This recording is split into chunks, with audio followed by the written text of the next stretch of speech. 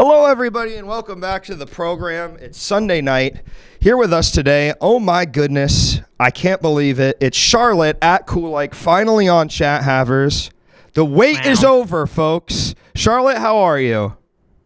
I am doing wonderfully. Incredible. Luke, thank you very much for having me on Chat Havers. I'm happy we could finally make this one happen. This is sort of the meaning of two titans in many ways. Yeah, we're both huge in our respective fields. Yeah, me. What's my field? Talking to guys who kind of look like me, but a little bit more mentally ill over the phone on Twitch. Something like that. It's Libby. Hello, Libby. Libby Raiders. You were both big on early YouTube. Welcome in, Libby. Well, Libby, how the hell is everybody? We got Charlotte on the damn program today, so get fucking excited. Talking about something I am very excited to talk about. Well, let's, you know what? Let's save it a second, shall we? Let's just chat. Yeah. We got a lot to get through here. And what's the how do I say it? Once the TARDIS is open, it's going to be hard to close because it's bigger on the inside, right, Charlotte? Yeah, that's right. I'm trying to think of how it would be hard to close, but I'm happy to teach you everything you don't know about Doctor Who today and why that joke doesn't really work. I'm happy to get into it. Okay, can I try it again because I think I got the fix. Yeah, please. Okay. Oh man, and what's the Daleks? What's the Daleks have landed on our world? Well, it's going to be hard to get them off, except with the help of our sonic screwdriver.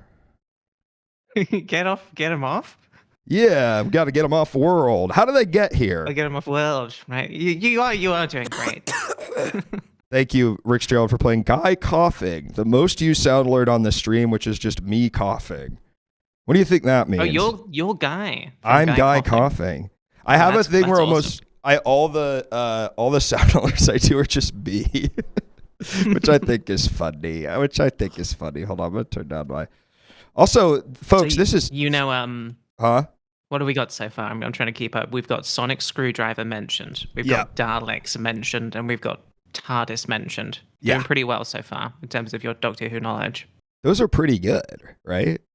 Yeah, those are all definitely things from Doctor Who. Absolutely. Yeah.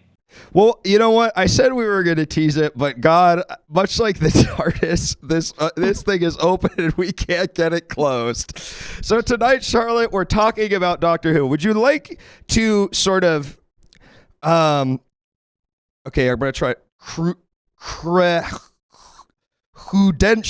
okay, I got it. Charlotte, why don't you start by telling people your Whodentials? Whodentials? Yup. Okay, that's really good. Yeah. I'm happy to tell everybody why when Luke said we should talk about Doctor Who, I said, oh hell yeah, let's do that.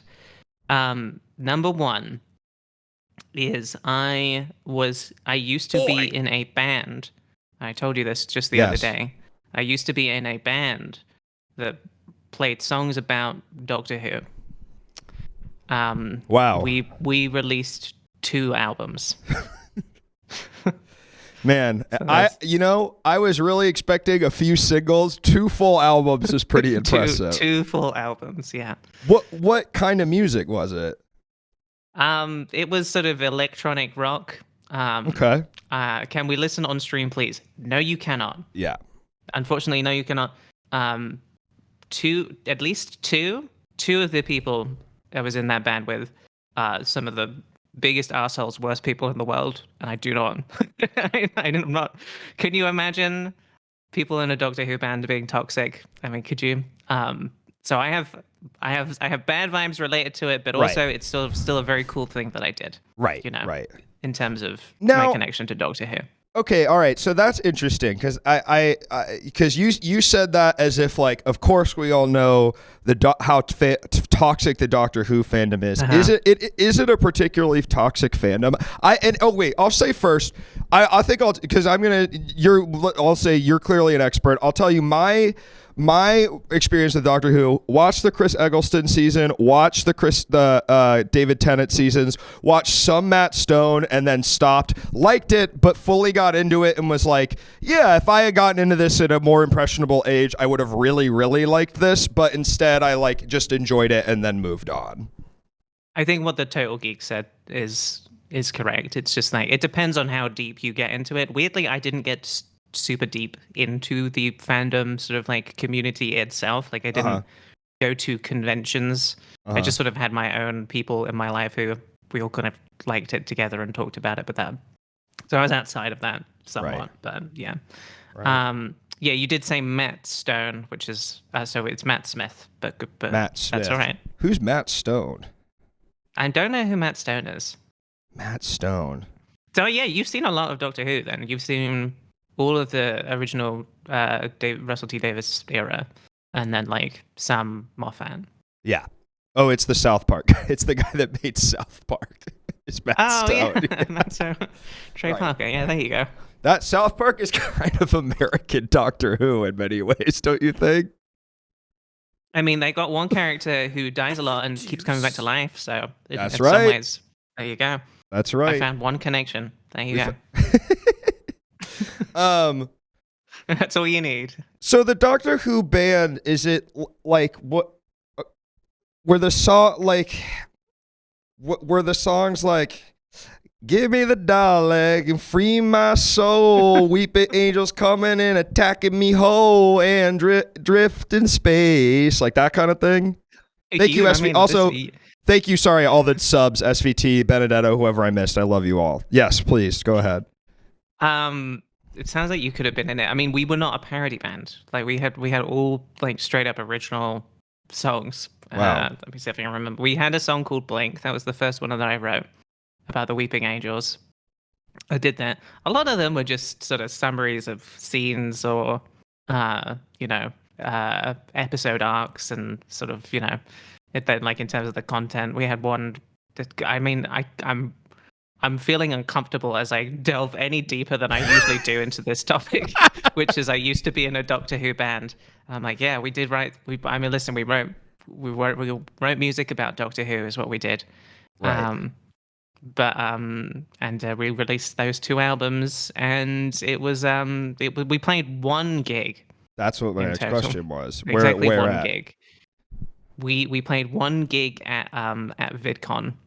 I believe it was the second ever VidCon, back when it was still in the basement of the Hyatt Hotel in I can't remember what area. It was in LA. I can't remember what area specifically.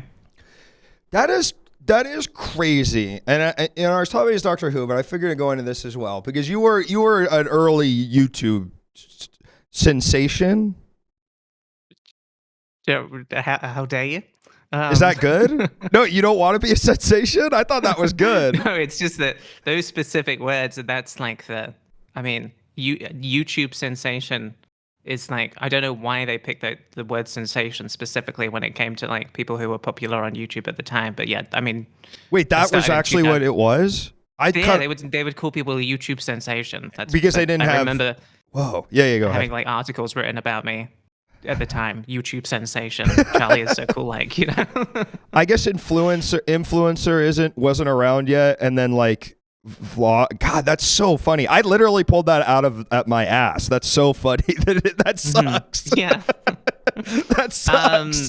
You would say vlogger. That's not really a thing you say anymore. But then that was like when I started, it was like like the era of like the daily vlogger. Yeah. With like the daily 10 minutes sort of like of your life videos. This was like my era is like kid in bedroom talking to camera. Yes. That's that kind of vlogger. You're in like the Fred era. It's like that early. Pre-Fred, I think. God, pre-Fred? Yeah. Fred was on iCarly. Like 2009, I want to say. Damn. Something like that, I'm guessing. I'm trying to remember my my YouTube Damn. history. I mean, I was still like a couple years like out from as early as he possibly could have been, which is 2005. Right. You weren't what is the first video? It's of him at the zoo or something? That's right. Yeah. We're at the zoo or whatever We're at he the says. zoo. For Here you, it that's is. sort of the Genesis, and you're kind of like Exodus or one of the later things of the Bible. You know what I'm talking about? the Bible, yeah, sure. Yeah, I don't YouTube know, I don't Bible. know the Bible that well. Well, you're on my show to talk about Doctor Who. I'd love to come on your stream and talk about the Bible and kind of tell you about that stuff. Let's make it happen. Because that stuff can I speed run the Whodentials? Oh yes, please. So I should say, in reference to the Doctor Who band, one thing that is important is that David Tennant did listen to some of our music and said that it was good live on the radio once. He said that it's proper decent music, so that's a thing that happened as well. David Tennant, really? David Tennant, who is the Doctor from Doctor Who, David is one Tennant? of the Doctors from Doctor Who. Yeah. He's a hell of an actor. Matt Smith as well also was asked about us at a convention and was again sort of very complimentary. Anyway, the more legitimate thing that I did is I did some behind the scenes work on the show, like making like online videos for Doctor Who. Like I made video blogs like behind the scenes of Doctor Who for a bit.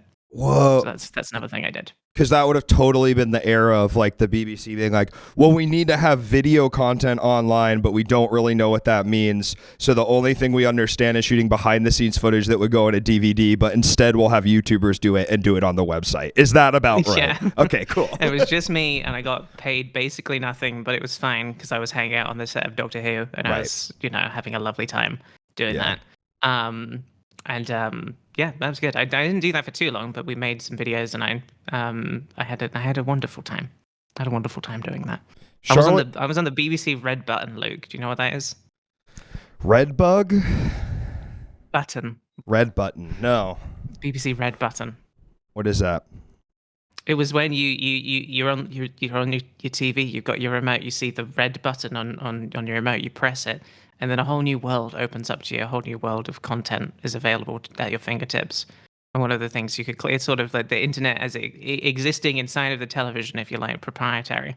And you would be able to see me in there if you hit the red button sometimes. Is that the thing where you can watch? Isn't there a show in Britain where you can hit it and then you can watch other people watching the TV? Do you know what I'm talking about? There is a TV show. Oh. Called Gogglebox, which is about people watching TV. That's probably what you're thinking of. Yes. It would be great if it was just you could press a button. It's just like people just have their webcams on, random people around the world. You could just watch them watch it. Hey, we call that Twitch. That market is already filled. Yeah. So you were there. That was the David Tennant era. Like he was the Doctor when you were making. No, actually, Matt Smith was the era that I was on the set for. Yeah. Gotcha. And Chris Eggleston, I can't imagine as a guy gives a fuck about being Doctor Who at any point. Is that right? He left Doctor Who on bad terms and is still kind of like mad about it. Honestly. Oh, they fired him. Yeah. I can't remember if they fired him or if he was just he just did not like the culture there. I was just like, I have to leave. Yeah. And I think they tried to I can't remember enough of the specifics really to talk on this, but like he definitely like is like will never come back to work on Doctor Who again. Yeah. Is what he said. Well, you can't have a which is a shame because there was a special where they tried to write him back in to make a reappearance, but oh really? He was so dead set on not coming back that they cast someone else instead. Damn. Eccleston left because he didn't want to be typecast as the public line on that. Well, I don't know. David Tennant seems fine. That guy's in a million movies and TV. He's like a famous actor. You know what I mean? I think, were the Doctor Who's typecast? It is like one of the, I mean, like, you're always going to think of David Tennant as being Doctor Who, right?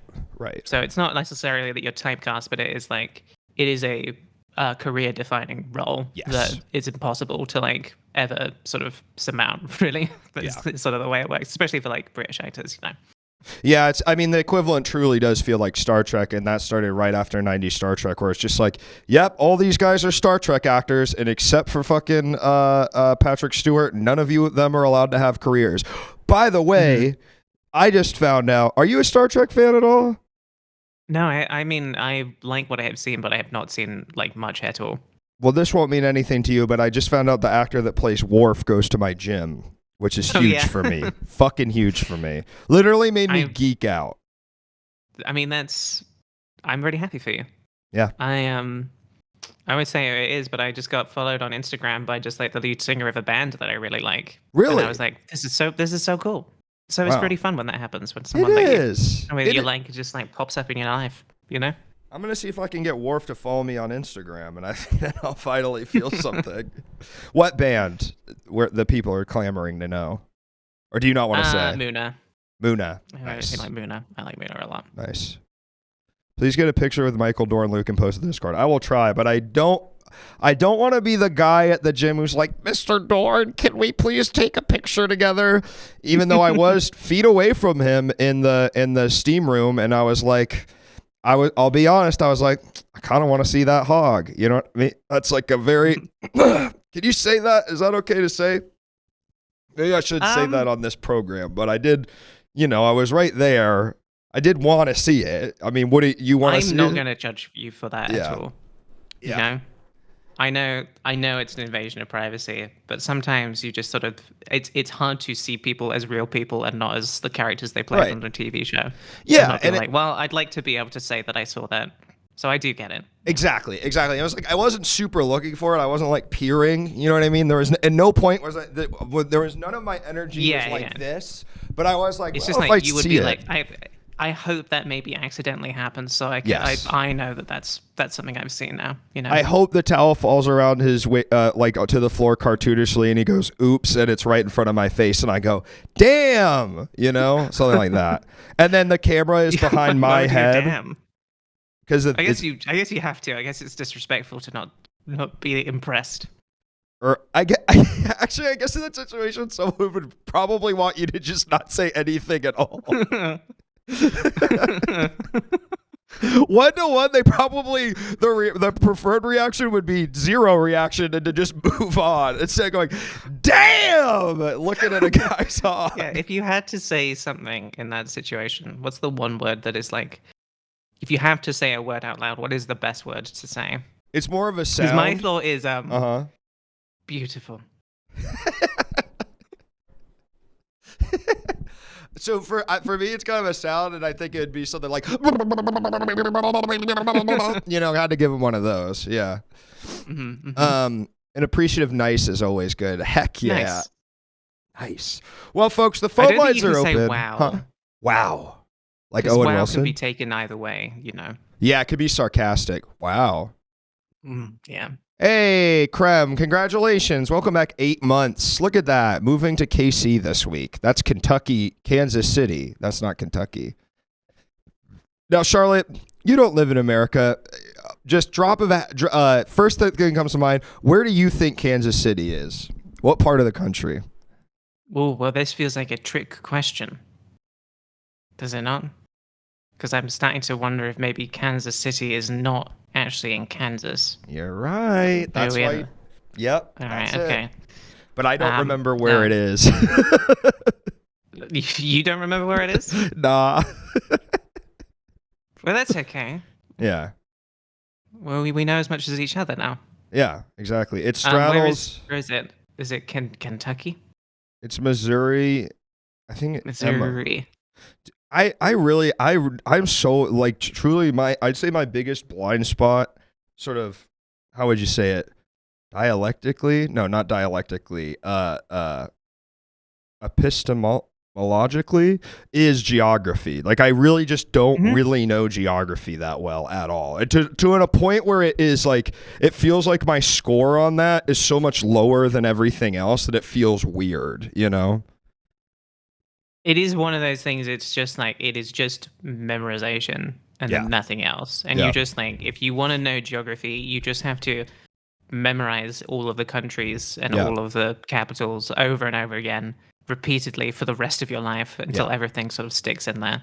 I Yeah. used to be way better at it, but like I would my like I'm gonna just like spend time idly like on the subway on my phone game was a geography game, and it would just give you the name of a country, and then you'd have to press on the country on the map. And I got very good at it.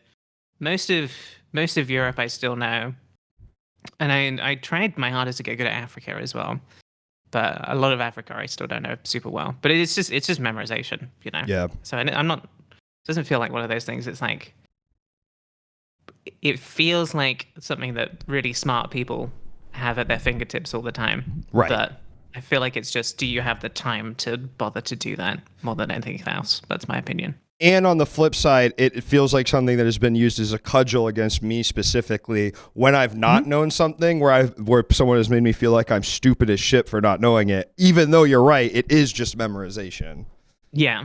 Yeah. I know other stuff. Pokemon. Yeah, it's interesting because I guess I know a lot of Pokemon, but that's not something I tried to learn. That's just something I just did.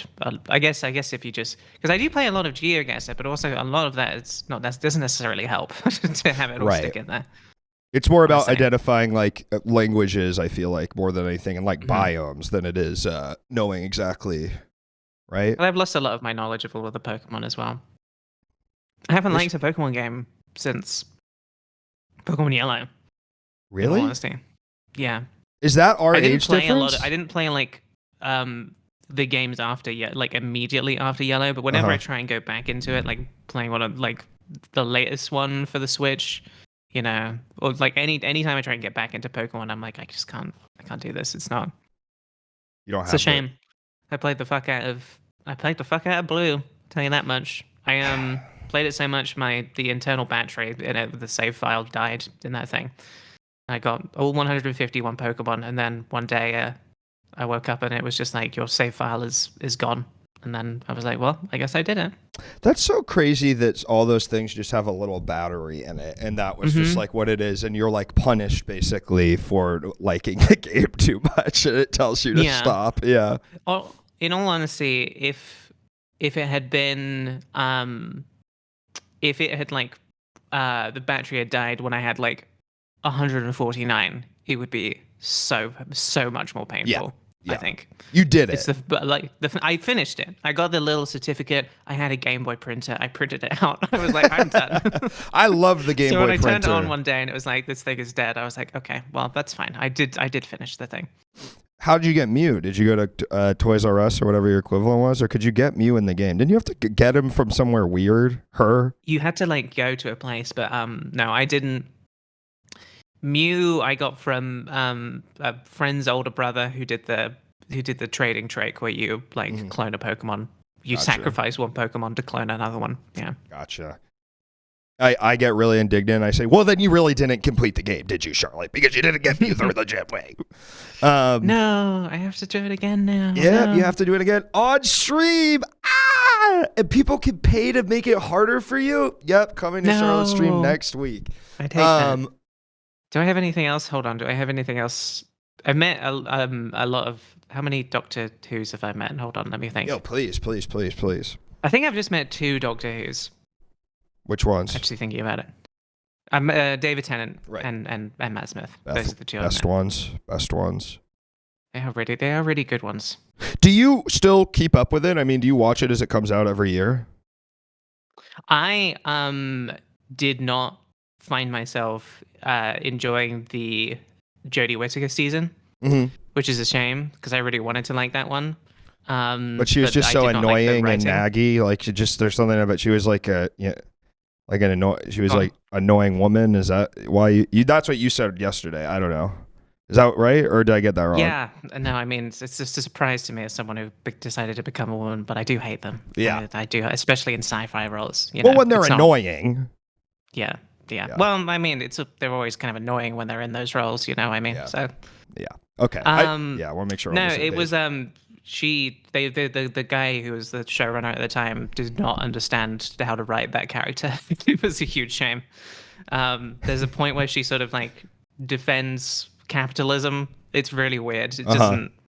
And like one of the things that is like a big thing with the Doctor is like, don't carry a gun. Right. You know. Yes. And try not to use them.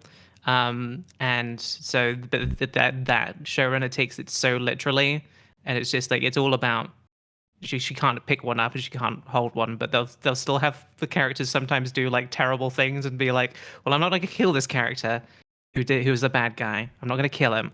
But what I am going to do is torture him sort of like for eternity in this prison. And that's fine. Yeah. You know, it's just like stuff like that where it's like, I really don't think you understand what's Right. going on with this show. Right. So, but I like the new stuff. Most recent season, I had a good time with that one. So Cool. nice thing about Doctor Who is it like they bring, you know, in this instance they brought back Russell T Davies, who originally brought the show back in Oh, 2005 with Christopher Eccleston, and so he's running the show again now. And some really good episodes in there actually. And I like the new Doctor a lot. Cool. So yeah, Dang, I'm that back- actually I'm makes back me in. interested to know that it's the same guy, the original guy. I think he probably came back because the last season was not doing very well. Yeah, yeah. Doctor Who was probably at risk of leaving the air if they didn't change something big. So yeah, Yeah, much like the TARDIS moves through time, or it might leave and space as well. Yeah. I'm sure. Yeah. You got it. I got it. Mhm. I did it. You got it. I did it. Well, folks, we're taking calls on Discord tonight. If you have any questions about Doctor Who, thoughts on Doctor Who, stories related to Doctor Who, Charlotte is the official expert in my life for Doctor Who. I don't think I know anyone that knows more than you about Doctor Who. I don't know if you're an expert in the greater scheme of things, but to me, you're basically a professor of. You might as well be at the Whoversity. You know what I mean? Whoversity. Yeah, there we go. It's pretty good. Whoversity. I guess I like that you said all of that, but specifically, I am those things for you. Yeah. You know. Yeah. 'Cause that's a good context. Yeah. Yes. I'm happy to talk about Doctor Who if people want to. I mean, my main thing is I haven't watched a lot of the original stuff. I watched some of it, but I can't really remember it. I feel that way, same way about Star Trek, where it's just like I feel like my equivalent is Star Trek, and I've seen a couple episodes of the original series. I understand it's the base. I just don't care. You know, I just don't care. I get also, it. I don't have to talk about Doctor Who unless that's Well, they better. me breaking the rules of the show. Well, they better. don't. All right, we're gonna throw a call on, and and Jake and Kreb, I hope you don't mind. I'm gonna throw it to a new caller that I haven't seen in the queue before because I think that might be nice. Uptown Sinclair, you're on the air. Hello. Hello? Hello. Hi. Welcome to the Hi. program. How are you? So I'm just gonna jump right in. I think that after Stephen Moffat took over the show, it got what it suffered from was that, I mean, like it's very high production. Okay, so sure, the budget's very high production, and there's a lot of splashy effects, and you get to see all your old pals, the Daleks, the Cybermen, all the different editions, and that's really cool. But the problem is that it kind of lost this like wackiness to it. It got this like weird, like self-serious like air about everything, so that like it was no longer like a quaint sort of like quintessentially English kind of like sci-fi show about like this this guy who just sort of romps around space and time. It's like it's trying to be like this incredibly serious melodrama, but also like the substance, like the text itself is really not that. Like it's silly, like that's the point.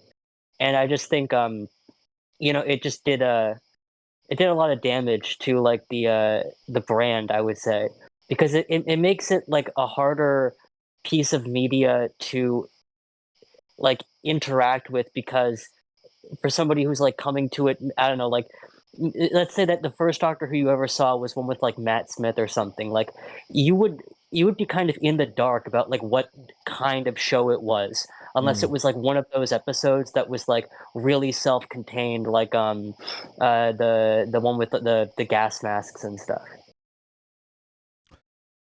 Charlotte, respond. Generally, I agree. I mean, Luke, that's this like when you started to fall off it, right? Was the Matt Smith stuff? Yeah, that's when I got a little more bored. You're a little bit more bored. Mhm. The show does start to take it. It tries to be more serious and Yeah. as smart as it possibly can be, and it doesn't. I actually tried to rewatch everything recently, and I had a great time going through Russell's old stuff. And there's definitely some good stuff in the Matt Smith era for sure. Probably again, yeah, some of the more like standalone episodes, but like when it gets a little bit too big and complicated, it's just like it doesn't have as much heart, which is a shame because I do like Matt Smith as the Doctor, but yeah, I think Yeah. I agree with what you are saying for sure. And I'd like to ask, and I'd like to ask you both a question. No, I'd hold on. Somebody deleted the comment. I'd like Luke to use my mouth as a latrine, please, and I'd like to keep that in the chat. I'd like to keep Grandpa Liquor in the chat. I love to see stuff like that. Now, SourceForce asked, "What if Doctor Who had Sabermen from DBZ?" I was wondering if you guys could respond to that. I cannot. I don't know what that is. I've never watched it. All right. Well, I think it'd go a little something like this. Vegeta, what does the sonic screwdriver say about their TARDIS levels? What? It's over Weeping Angels. That was pretty good. If somebody clips that, I think if I had to watch myself back doing that just now, I would give up. What is Dragon Ball Z Kai? Because that's what I watched when I was a kid, but I've never heard the Kai in any like edition ever since. It was just what was syndicated on like Cartoon Network. Like, what is that? Remaster. It was a remaster of the original series. That's all it is. Oh, okay. Charlotte, are you Googling Sabermen? No, I was just like trying to remind myself what some of like the best like Smith era episodes are that I liked. Okay, could you also Google Sabermen? I'd really like if you could see, and caller, I'd also like if you would Google Sabermen and just take a look at them and tell me what you think. What am I looking at? So to say Sabermen, like saber like a weapon? Saibamen. Oh, are they like Cell's children? Did they come from his nuts or something? Kinda, but those are actually Cell Juniors. Sabermen are built from seeds. Where they got balls on their heads? Yeah, I don't know. They're kind of like cabbages. Yeah, I mean they seem sort of big brained.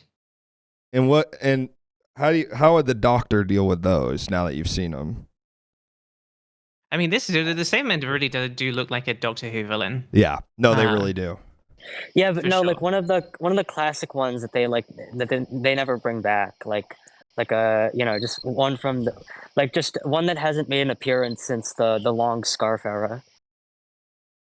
Yeah, Yes, right. Yeah. Something kind of like odd and weird that like some people are like, oh yeah, the Sabermen are back, and everyone else is like, this is this weird little green guy. This But sucks. sure, it's still fun, and I'm happy everyone else is happy. What's up with the big face? The stretched out face with the mouth. You know what I'm talking about? Big stretched up face with the mouth. And it's like that she's had so much plastic surgery, she's a big face. You know what I'm talking about? Cassandra. Yeah, I like that. Oh, we love character. her. She's great. Yeah. First canonically transgender character in all of Doctor Who. Really? Something like that. Yeah. Wow, that's crazy. I think And also like a war criminal bitch. Oh, which is okay. great. I mean, it's a pretty old season, but like spoiler alert. But I think I don't know if I'm probably not gonna remember it exactly, but like the way they resolve her storyline by like sending that like alien, like she like her consciousness is put in like an alien wretch, and she like goes back in time to tell herself that she's like very beautiful, but like before she underwent all the procedures to make her just like a piece of skin. That's really heartening. It's really sweet. Women in LA only nice. want one I do thing: like it. be a big piece of skin on a big thing. Her deal is what she's technically the last, as she calls herself, pure human. Yes, right. That's her thing. But she had like So she's also like weirdly racist. But again, Yeah, I mean, they're all a bunch of mongoloids now. it's for me, it's I don't mind it when like when you have like a character like that who's like, yes, she's the first trans character in Doctor Who, and she's also like kind of evil, but she's at least interesting. Yeah. Which is nice, Yeah. you know. Yeah. I do like that. Yep. Yeah. I think it's a kind of representation that's very of its time.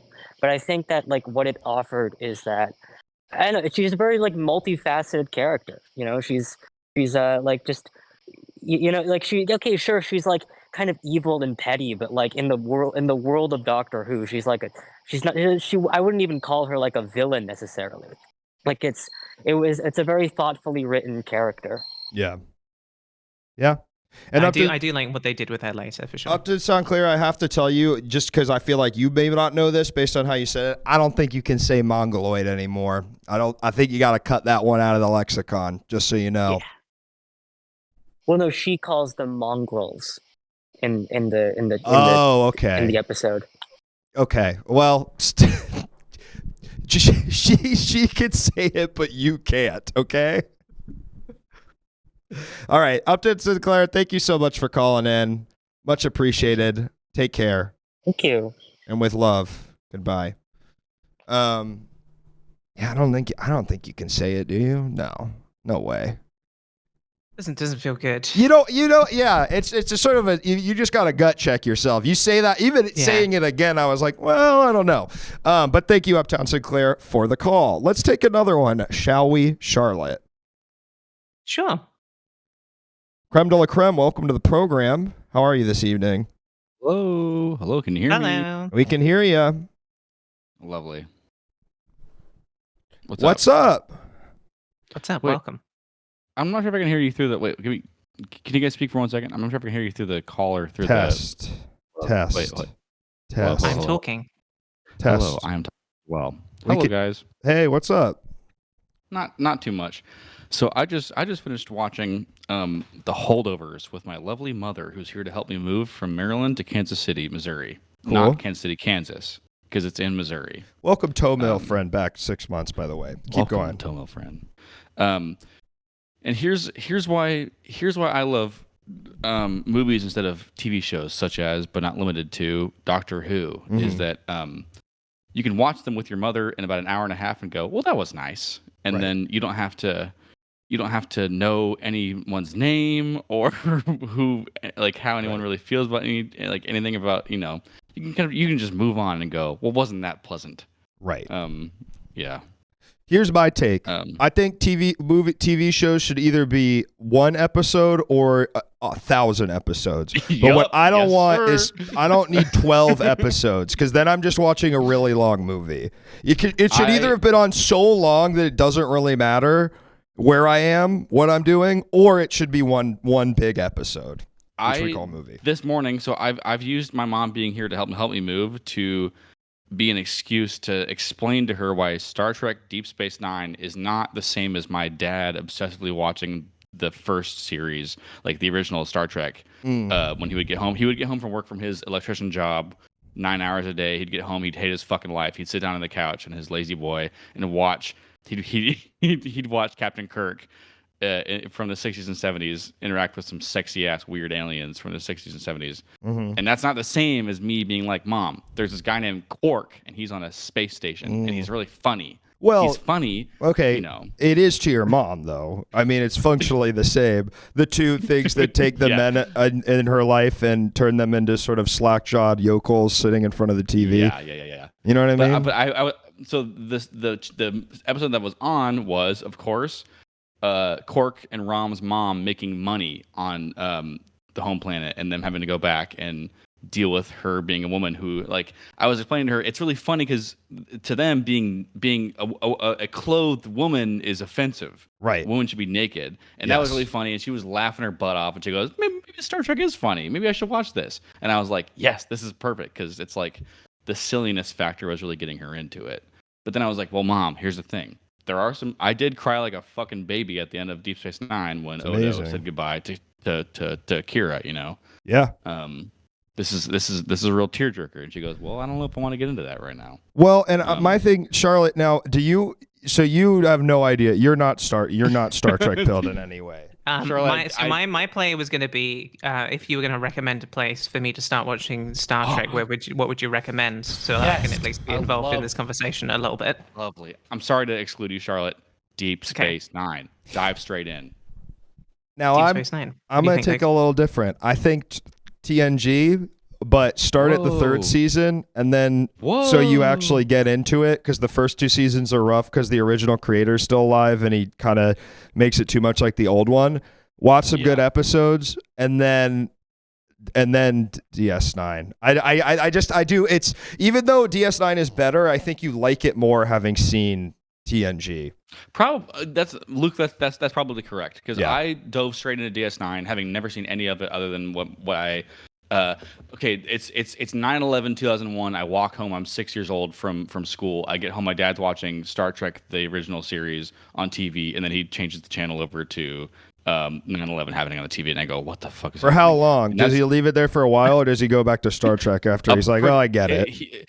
I could tell that he really wanted to change it back to Star Trek. And but he was watching CNN, which, as we all know, was about it was like the newfangled, news series at that time. Right. Of course. But so it was a national tragedy, as we all know. And you agree with that, Luke? Yeah, it was a national tragedy. I don't care what side nobody's saying it was good it happened. I mean, what are you trying to do? Gotcha journalism to me? No, I'm just kidding. I just want to get on the record. You were oddly quiet as all. So even if you're the most you're lefties and you think Bush did 9/11, I don't think even they think it's good. People died, dude. I just was giving you the opportunity to say that out loud in a recorded format. So, but anyways, so he really wanted to watch Star Trek, and that's so that was my entire background with it. And then cut to 2022, and all my woke ass trans friends are saying, watch Star Trek, watch Deep Space Nine, it's the best show in the world. And I'm saying, okay, well, fine, but I don't know a damn thing about this shit. And I dive into it, and here's Worf. He's from TNG. Well, I don't really know anything about him. So Luke, you're probably correct, because diving into TNG season 3 is now you get to know who that is before he goes to the spinoff series, and you can understand him. It's tough. Because it's I mean, it also doesn't matter, but because it's 90s television and it's meant to be watched week to week, anything. But Charlotte, you're going to want to start at TNG, because you're going to want to see the maximum amount of episodes of the guy that goes to the same gym as I do, and you can also kind of imagine honestly, what his that's a big looks draw like. for me personally. Yeah. Wow, Luke is lifting next to this old man now. I think TNG is probably the one I have seen. That's the one I will remember having seen episodes of it. Yeah. Random episodes of it when I was young. So that would probably have that nice sort of nostalgia factor to it as well, which could be a nice way in for me. I might do that. I tried to rewatch. Actually, no, not even rewatch. I tried to watch the X-Files for the first time recently. I honestly found it I liked it, but it's of the era of TV where it's it is really designed to be very easy to come in at any point and figure know exactly what's going on. And so as a result, I found it very easy to just completely tune out of it a lot of the time, Yeah. Well, I think so I just found it hard to just I found it hard to focus on it a lot. Charlotte, that is its strength. Its Yes, strength is that it is so ambient, you cannot believe it. Yes, I would say I have watched all of Star Trek as second monitor viewing while having to do other stuff. But what's beautiful about the show is because of exactly what you said. If you watch the first 5 minutes and the last 5 minutes of the episode, you got all of it. That's all that happens. I appreciate the writing ability to do that. I think that's not it's TV. I think unless it's something I've seen before, where I can have it on in the background and sort of I know what's happening in this episode, so I can just sort of enjoy the ambience of it. Otherwise, it's TV is the first screen for me. I want to be able to sit and watch that thing while I have my dinner, and that's my entertainment for the evening. And I find if it's not holding my whole attention, if it doesn't demand that I just find that difficult sometimes. Charlotte, would you say that that's is that possible with Doctor Who? Is it really that you really have to be like, I'm in my bed and I have the flu and I'm sitting here I'm gonna watch 12 episodes straight and I need to know everything that's happening? Is it more of that, or is it really you can sort of ambiently like observe it? I do think it is. You have to have seen it in order to enjoy it ambiently, Yeah, which I yeah. do. I think it's not that it like is. I mean, depending on the like particular like showrunner who was running it at the time, especially the sort of like Eccleston and Tennant stuff, it's still pretty easy to understand. But I think you give it your whole attention. That's what I like. And to I do. gotta say, especially as an American, because you go, these guys just sound funny AF, and you go, Yep. what the heck is Oh, going we're so on funny. here? We sound so Oh, funny. so It's true. silly, so The way we silly. talk. And I've been sitting on this for the last 30 seconds. Hawk TV, watch on that thing. Shut up! Shut the fuck up! All right, you're out of Get here. over it. You're Get out of a new here. Get out of here. Talk to me like that. Hawk TV, watch on that thing. What do you think, Charlotte? I have not seen the Hog Tour Girl. I have not seen the video. I've not watched it. I only know of it because everyone in my life would stop talking about it. But I don't need to. I don't need to see that. I'm okay. Thank you, Krem, for calling in, by the way. Yeah, that's nice. All right. Well, I mean, I think I think you have Right to now, everyone's saying bullshit about being demure or whatever. I watched That I that don't video and know. I was like, I still don't get it. No. It's fine. My life is not better for having watched it. I'll just wait until everyone stops talking about this and then I'll just pick up what. Sorry, I talked over you. I guess I have an opinion about this. Please. This show, opinions are like assholes. I want to see all the poop that comes out of all of them. Anyway, I want to make sure that at some point we do talk about because I feel like I got some stories about Yeah. Doctor Who, right? Yes, I'm trying to think which of the stories I actually want to tell. please. And it's definitely one I have talked about on stream before, but I do feel like it is important that I talk about the one gig that Chameleon Circuit did Yeah. to you. I just want to tell you what happened so that Yeah. you know. Because it did involve someone shitting on a turntable. Uh-huh. Classic Doctor Who fandom. Yes, yeah. Whovians love to do the TARDIS. It's bigger on the inside. Yeah, that means you can poop wherever you want. And nobody has to clean it up. What happened? Yeah, broad strokes. I basically had just I was given one sort of big hotel room for VidCon because I was sort of a big deal at that time. Mhm. But then my friends who came were not given a hotel room, even though they thought they were going to get one. Mm-hmm. So one of my friends at the time, this person is one of the arseholes I mentioned previously, decided to get incredibly drunk the night before our first and only gig. Right. So drunk that I woke up the next day to the turntable being covered in something, and someone had tried to clean it up in my hotel room. Oh my god. It was me and some other people in the band standing over it, looking down on it, and sort of trying to figure out what it was, and not realizing that one of the people who are standing around it is the person who had done it. Did they remember, or were they? So my friend Michael was like, "So is it like vomit? Like what is it?" And the guy who did it said, "I think it's excrement, but I'm not entirely sure." What was it feigned ignorance, or do you think that he actually didn't remember? I think really just feigned ignorance, that sort of thing. Yeah. It straight up broke the turntable as well. We had to buy an entirely new one, and we did the gig the next day instead. Wow. And because the turntable was part of the act. It was a vital component of the act because it was like electronic rock. So we had we completely required the turntable to it was like the backbone of the entire gig. Yeah. And was this Was this the reason that you think this person is an asshole, or is it one of many reasons? Like, was this the? It was one of the it was one of the initial red flags, Right. but it's not the core reason. I won't go into the core reason because course, it's just yeah, a bit yeah. sad. Yeah. But yeah, I mean, I'll tell you what I really liked was going downstairs into VidCon that day, having this like having just happened in my hotel room, and finding out that every single person that I knew at VidCon already knew that it had happened. It was one of those stories that just completely spread like wildfire. That this guy had sat on the turntable in my room. Everybody knew. It was that part I really did enjoy a lot. Right, that it was the sort of lore. There's many people who remember that Yeah, VidCon. yeah. This is the first ever VidCon, the second one. This you is the said? second VidCon. I had a question about that. Is it so what was like? What was it?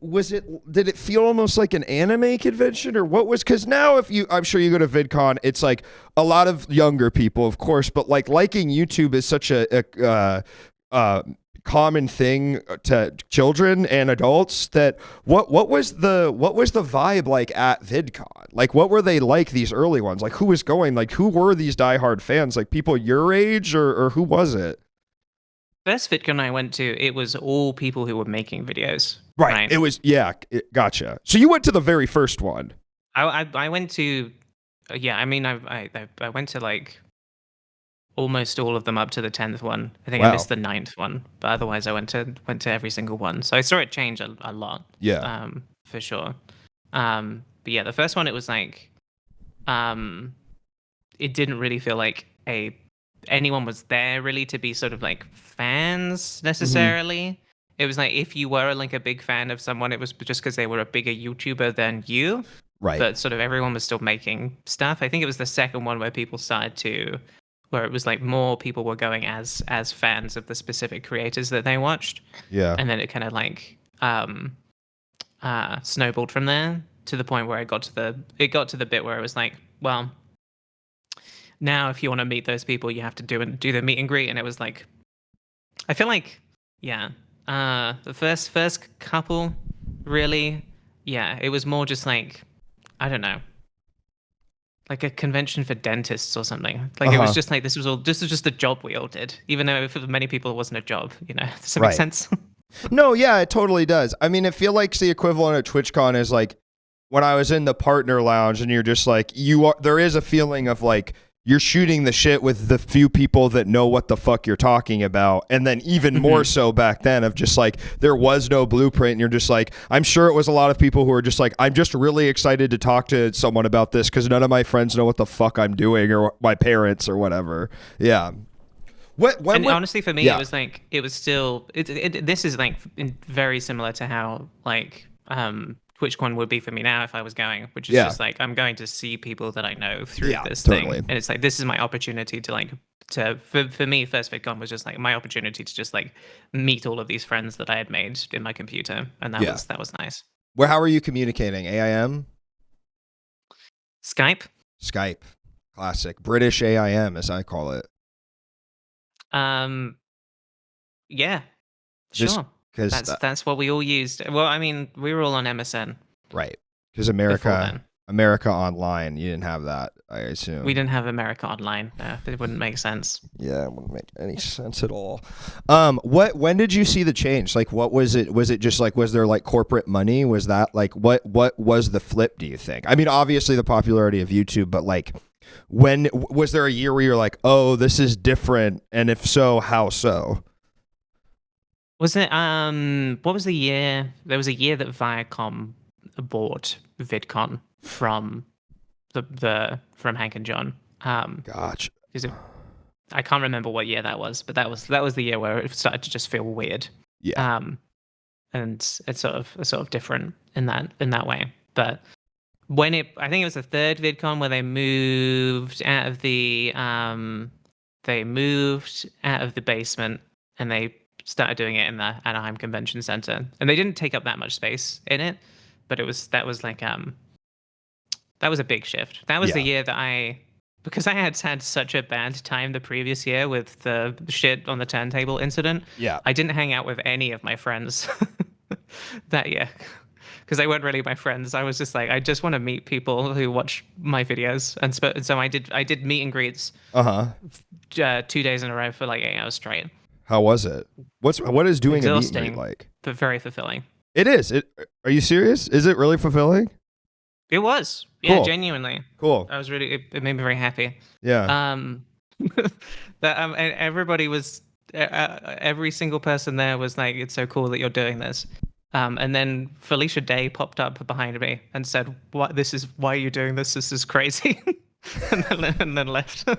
Oh, like why are you doing so many hours of this? Like, you shouldn't be doing this much meet and greet. Like, this is gonna kill you. And That I is was like, really okay. nice though. And I like think she was yeah. right. Yeah, That's yeah. what I'm saying. Yeah. It was just nice that there was like one voice of reason, but God it was the damn. thing I needed to do that year. Yeah.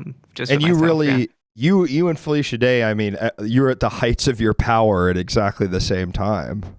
yeah, but I mean that's right. Different fields, but Wow. all the same. I had the I biggest don't know what crush she was on doing her. at that point. The Guild. I remember watching her on the Guild. Yeah, post the guild for sure. Right.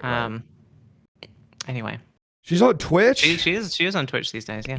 I gotta use the knock feature to see if I can get to collab with her. Have you used the knock feature at all? Do you have to enable the knock feature? As far I've as I never seen it. know, I don't. It just sort of started happening for me, and it was like, want to see if Hassan wants to let you on the stream? Well, you could knock at that door. No, it's not pokes. It's like.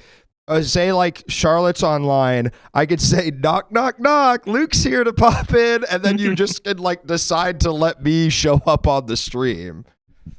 Knock to a hop on that stream is good. Yeah, I mean, I don't hate it as a thing to do with your friends, Yeah. but also we don't need a new No. Twitch feature to do that. It's something we're completely fine doing without it, and I would never do it to someone I didn't know. So Every single person knows how. If like the one thing I think, no matter how technologically inept you are as a streamer, you definitely know how to have someone come on your stream through a video call. Like I truly think that is a universal constant. I like to think so. Even though we're using it right now. No, we're not. Okay, Charlotte, I think it's Knock, segment knock, Luke. time. Knock. Knock. Whose segment are we doing? Well, this is a very special thing for chat havers. This is a first. Never has a guest come with a segment of their own. It feels really weird because we've done the sort of like talk about your like Doctor Who past, talk about like OG YouTube, sort of like all of like for me like very normal stuff, and the segment I have is completely. Well, we'll just get to it if and when it happens. But why don't you do yours first? Okay. Well, mine's Doctor Who related, so maybe we'll do that. But I think it makes more sense. Yeah. Let's do it. Okay. Here we go. Let's get this puppy up. Yeah. Okay. So, what this is? So you know how It's the TARDIS. You know the TARDIS. Well, it's a police box, right? This classic British icon of, I guess, the police. I'm not sure. I don't know what it means to you, but for Americans, we say that means British police. Now, I thought it would be kind of fun to go through a couple other British items and maybe kind of think of the Doctor Who version of that. And I've got some pitches, and I'd love to hear your own. Does that make sense? I think it will make more sense as we go along. So. It'll be clear. So, for example, the first one is the British phone booth. What could this be in the Doctor Who universe? If in fact this is the TARDIS. If the TARDIS is a police box, maybe the phone box is a Charlotte. What do you think? I thought we were going to hear your ideas. Well, yeah, okay. Well, you have to give an idea too, but after I have me. to give an idea. A coffin. It could be Doctor Who's coffin. I imagine maybe put him in when he turns into another Doctor Who. This is the kind of coffin you shoot him off into space with. All I'm thinking about is honestly the only thing I could think about is the fact that in Community, when they do a Doctor Who parody, they use the red phone box instead of the police box as the TARDIS. That is that's really all I can funny. think of. And they go to the convention. Mhm. Okay, yeah. Let's do this more like a quiz. I think you're gonna have to guess what I think it is. I'm gonna guess what you think. Okay, all so right. that's Number good, 2. That's good. The Sunday roast. What would the Sunday roast be if it was in the Doctor Ooh. Who universe? What would Ooh. that? What would happen? What would that be? I mean, this looks like if you sort of squint a little bit, it kind of looks like the sort of thing you might find inside of a Dalek. Oh, So I'm gonna say this is an alien monster. Is that what you okay. said? No, it's actually a hammer. It's a hammer. You would use that as a hammer. It's okay. Does that make sense? I gotta get into your mind here. So Yeah. So this would be a ham. So you'd think, oh, you'd be eating something else. Actually, Doctor Who maybe would use this to maybe bang some of the nails on that TARDIS back together. okay, yeah, I haven't found my way into Luke's mind Yeah, palace yeah, yet. yeah. I'm doing Yeah. my best. Yeah. Yeah, this is a sort of by the end. We've got about 7 of these. Like I think by the end you'll. So let's see if we can get on the same wavelength here. I'd like to see if we can get at least one like even Yeah. vaguely close. Yeah. Yeah. All right. This is Queen Elizabeth II's mummified corpse. What would this be? Did they do that to her? Yeah, That's nice. they're mummifying the royals now. Can you believe that? Are you Y'all gonna put hear them in the about British this? Museum? They're mummifying the damn royals now. Y'all hear about this? Oh my god. Come on, man. I think that would be honestly really cool Yeah. if you could go to the museum and then you could see all of the mummified like corpses of the royal family, and they all have their little crowns on, so you could tell which one's which. Yes, but they still all looked like this. When I went to Russia, I did see Lenin's tomb, and they basically did do that with Lenin. Like he's like covered. They replaced all of his like blood and skin with wax, but it is still his body, and he's like sitting there. funny. But they don't let you look at him too long because he looks so fucked up that you kind of have to go through pretty quick because they don't want you like taking a big gander. It's really funny. Oh god. Yeah. All right. So this is let's say this is a cigarette in Doctor Who. That actually a very good guess. Very close. It's actually a gun. Now that's what's so All crazy right. because I know you said in the Doctor Who universe he can't use guns, but he can use this. And how he does it is he kind of uses it like a shotgun, and he like uses her knees as like to hold it, and he cocks her knees, and that's how he loads it. And then the bullet shoots out of her mouth like a big egg. That's out of all of these things so far, that feels like the most likely thing to pop up in an episode of Doctor Who Really? so far. The mummified corpse of one of the royals being used like a gun? Probably Does- not. Yeah, I mean, honestly, closer than yeah. Phone box's coffin, and the other one, the hammer. I mean, we're getting there. We're I getting think there. You're Okay. mind melding on this journey with Doctor Who, I think, as well. Okay, all right. So I'm getting my Whovian legs back. All the Whovian. I wonder if the Doctor Who ever sees those Who's over in Whoville. I know Doctor Who Christmas special as well. The Grinch is also a Christmas character as well, and that's just something I'd like you to have, Charlotte, as an idea, and also the chat. And if you can think of any good fan fiction, maybe where Doctor Who and the Grinch meet, and Cindy Lou Who, and he says, I'm a Who, and she says, no, you're not a Who, I'm a Who. And I'd like you to write that for me, and it's due Monday morning. All right, next one. The old Union Jack, the flag. What might the flag be in the Doctor Who universe? In the Doctor Who universe, what is the Union? I mean, it's a Union Jack only when it's flown at sea. It looks like Oh, it might really? be on a river. I'm not sure if that counts. Otherwise, it's the Union flag. Really? I didn't know that. Yeah. Okay, get inside of Luke's mind. What is this? Is this something secret? It's a little surprise hidden within. Mhm. I'm gonna say that this is a high-tech laptop. That's a great guess. It is a cum rag. I forgot what I wrote for this. No, in fact, it's a cum rag. But Shoe3482, good guess. I also, it was originally toilet paper, and then I thought, no, I think it might actually be a cum rag. Something you might use, Charlotte, next to a laptop.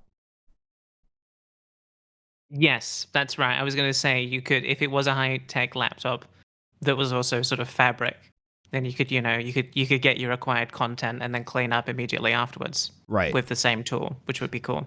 Now we're thinking in Doctor Who terms. Doctor Who's like, oh, I've got the specular computing device, and it's like a computer made out of paper, a one-use computer where you can watch pornos on it and then use it as a cum rag when you're done and throw it away. Capitalism. I think you just got your brand new idea.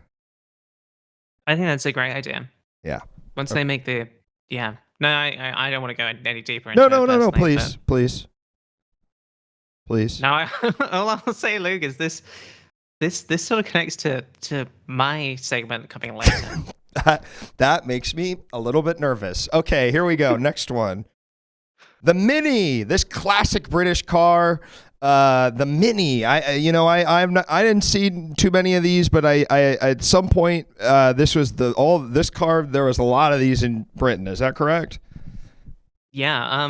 My mum has a Mini. One Really? of the new Minis, actually. Yeah, she has a burnt orange Mini. Wow.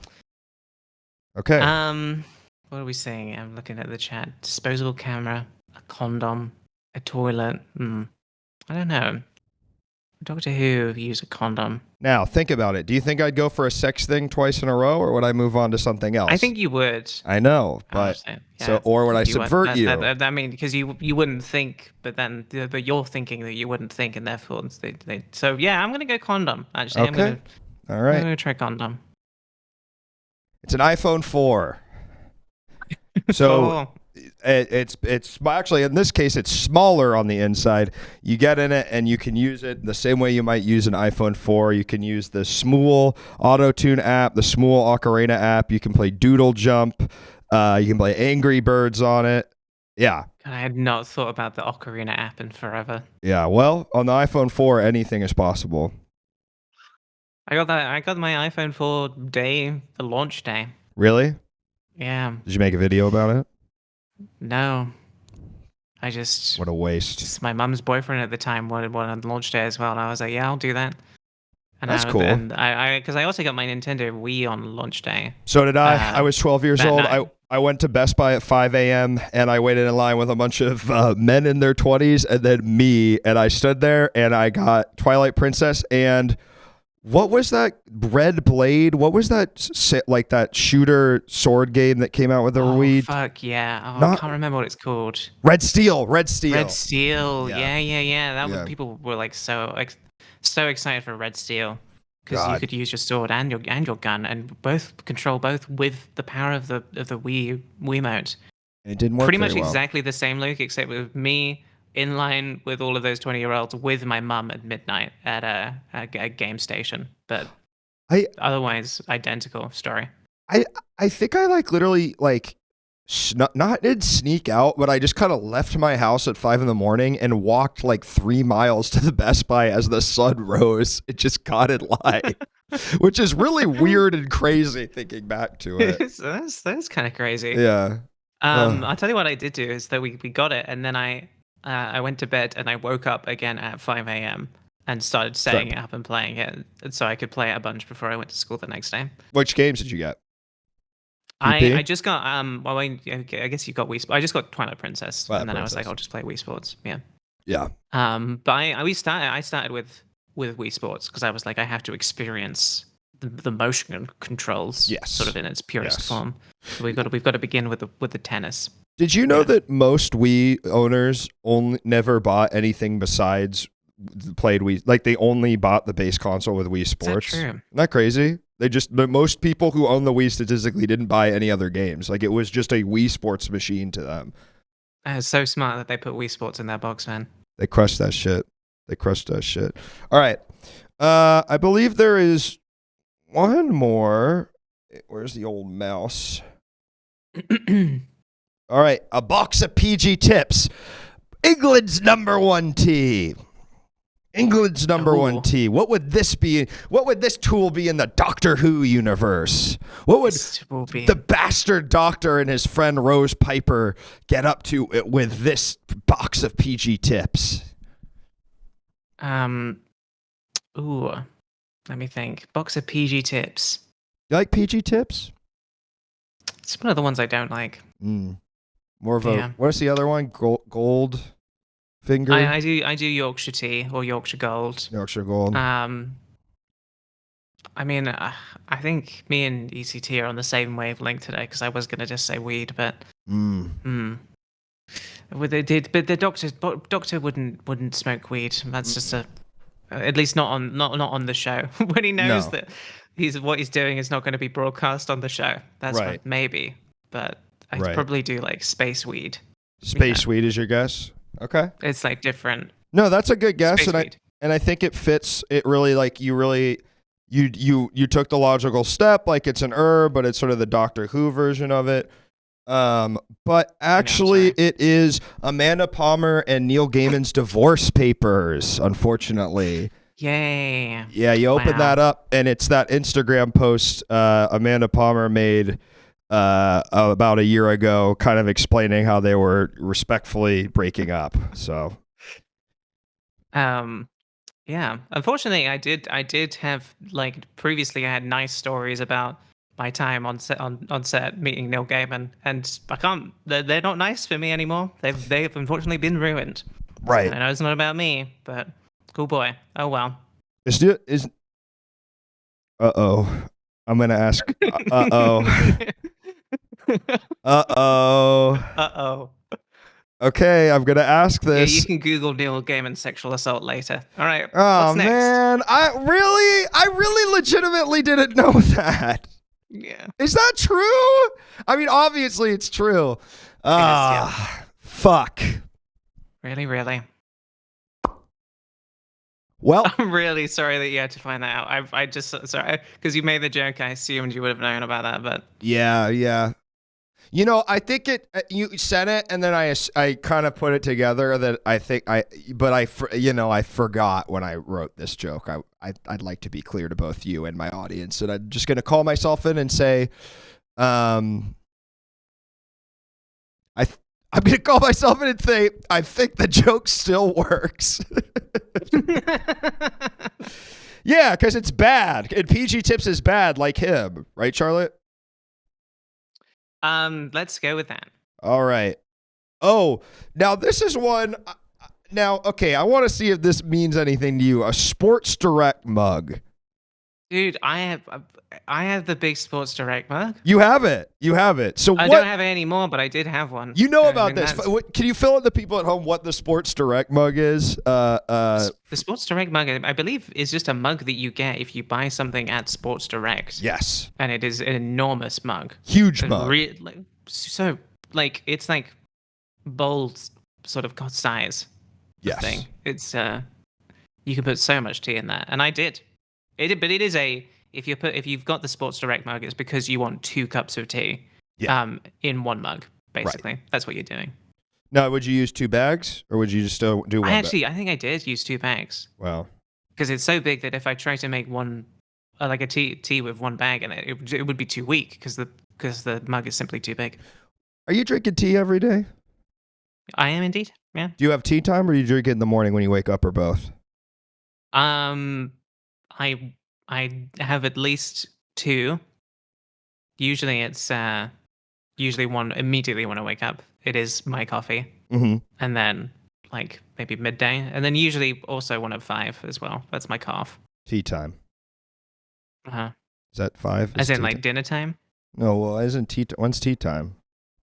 Tea time is dinner time. They're the same thing. Oh, shit! Really? Yeah. I thought it was a special time in the afternoon. You would be like, I'm gonna have tea. You want to have tea? And everyone would know that you meant dinner. Yeah. Yeah, you say that in America, they'd be wondering what the gossip was. Sips tea, Kermit meme. Yeah. Well, you Yeah. already painted a picture in my mind there with that one. Yeah. Okay, Um, so what would the Sports Direct mug be in the Doctor Who universe? This would be the TARDIS. This would be the TARDIS. That's a really good Because guess. it's so big Yes. that even the TARDIS would fit inside. Charlotte, that is an incredible guess, and you're so close. This thing is already pretty magic, though. It's huge. And then I put this in as just in case, because I wasn't sure if you're going to do, does this track? So, and I think it does. I think it does, yeah. Because you're just like, wow, how could... And it's to be given a mug that big for free as well. It is kind of magical. Yeah. Yeah. I think you're I think we really did see eye to eye on that, because I think we're in the same ballpark. We truly were in the same. Yeah. Same You place got with that one, there. yeah. We took, you know what? We got really far away with the Neil Gaiman one, and then we got really close together on the last one, and that's what it matters. That was sort of like, you know, the in literature, you kind of that was the second. You know where you watch a Marvel movie and you're like, why are Thor and Hulk talking so much? I want to see the action. It's like between the second and third acts. You know what I'm talking about? Mm-hmm. Yeah. That was I like it when Thor and Hulk are just having a chat, though. That's nice to me. I want to see them fight. I mean, don't you? I mean, they're gonna fight, but you don't always see them just hang out. You know, Yeah. that's kind of special. Read a book if I want to see people hanging out. All right, that is it. So thank you, Charlotte, for playing my segment. I hope I did a Whovian like yourself proud with some of the things I came up with. It was really fun, Luke. Thank you for making that segment. That's Of pretty course. nice. And now it's time for your segment. Okay, so my segment is so you'll be involved in this, and just to see if you can punch up what I've been working on. Okay. Because I was possessed like 20 minutes before jumping on, to start writing a parody song, Okay. which is not about Doctor Who. It Okay. truly is just something that it just like flowed through me, and I was like, I need to do this. I was just like idly watching a YouTube video. It had a clip of a newsreader, and the newsreader said, "We're coming on the air to talk about this." And I heard the words "coming on the air," and I thought, what if instead of coming on the air, it was coming in the air, and it was a parody of the song "Walking in the Air." You know that song from the Snowman? How's it go? We're walking in the air. No. Okay, I don't think I don't think I can do this bit then. But I'm down to help, but I don't know the song.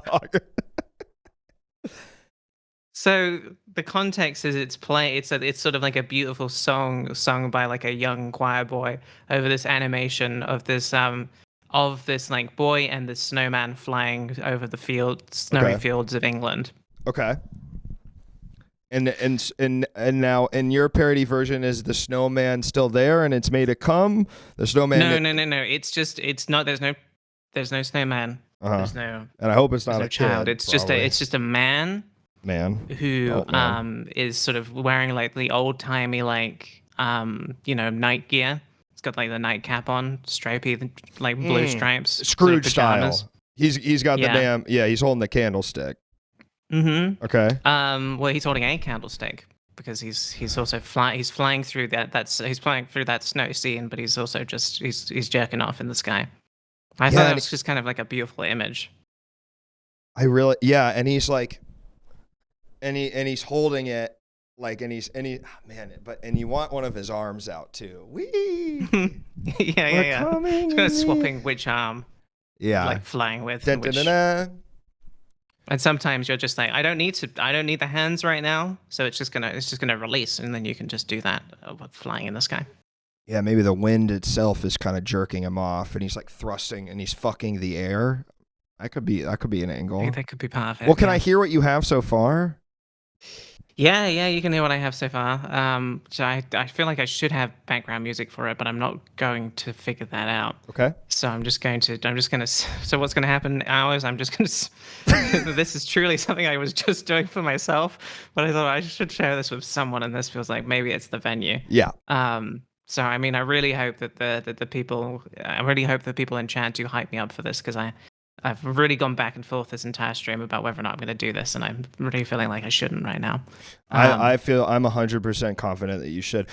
Now, would it help if I played background music on my laptop and then just put my mic up to it? Probably not. Okay. Got it. Cool. Cool. Take it away.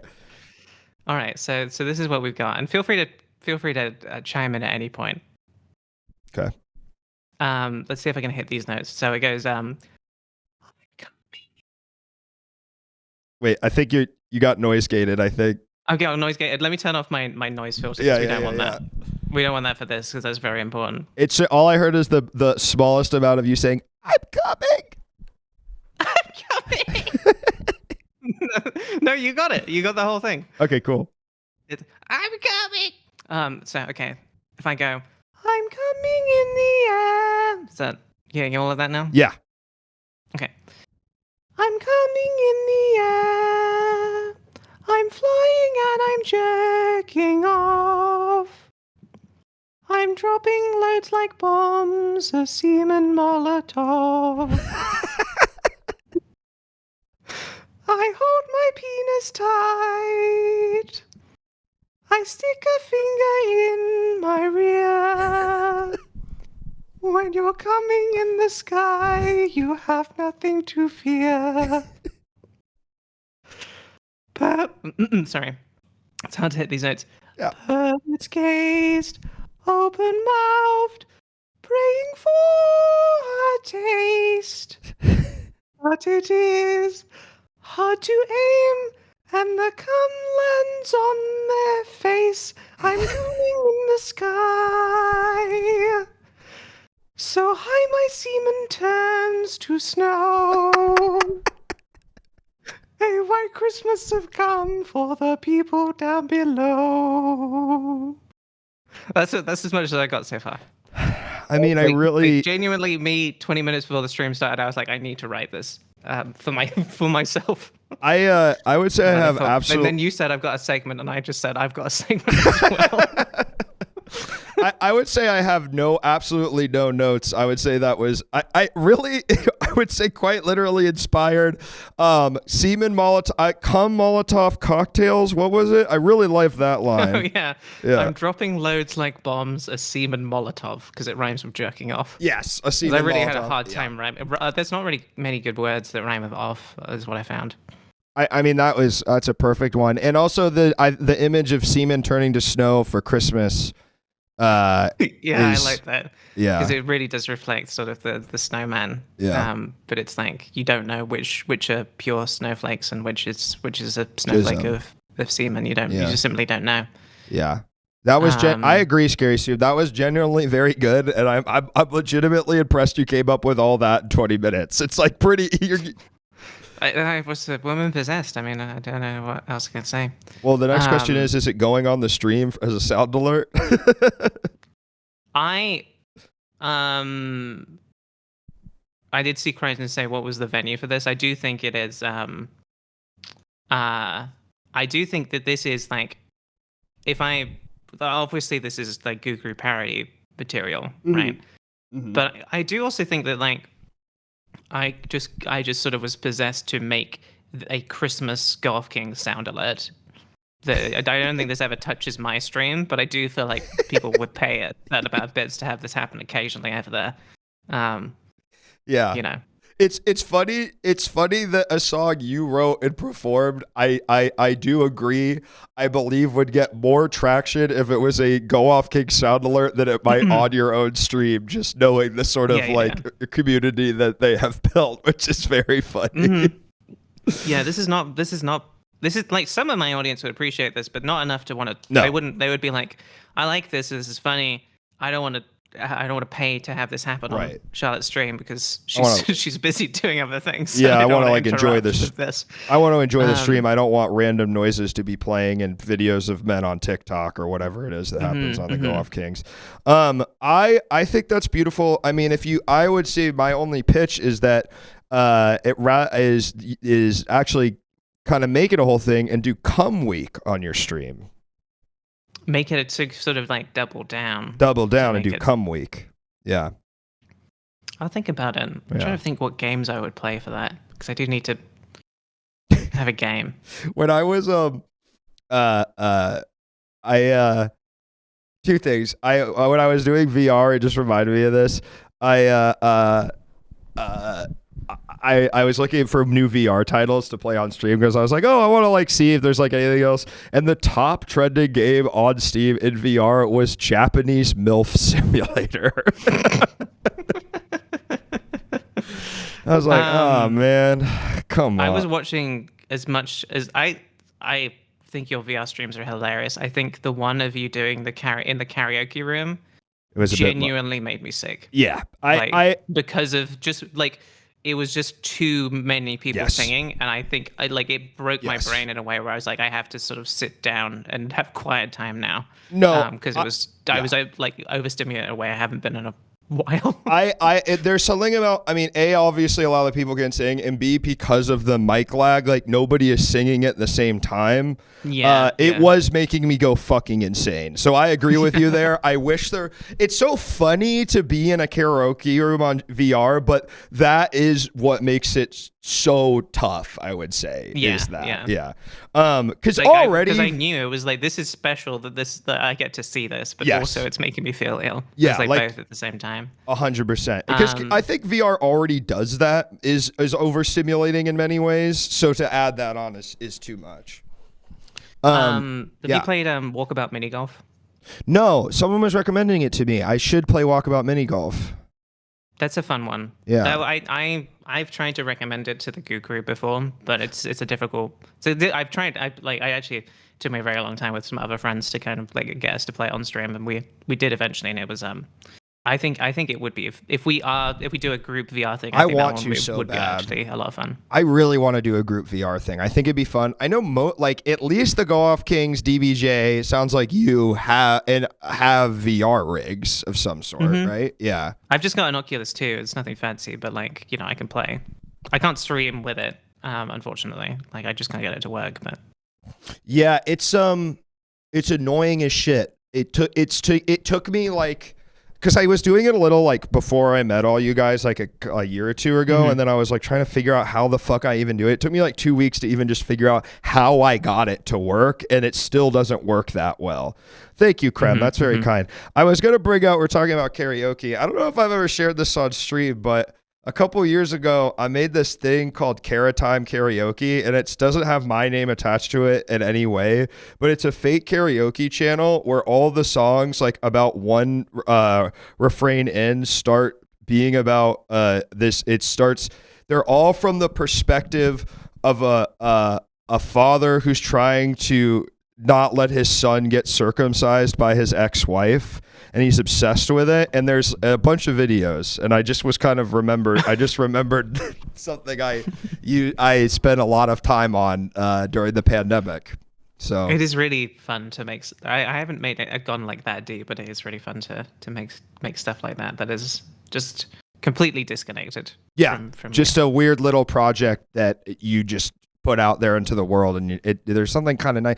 And I think there's something nice about it is people who their art stuff is sort of inherently tied to them talking and being, It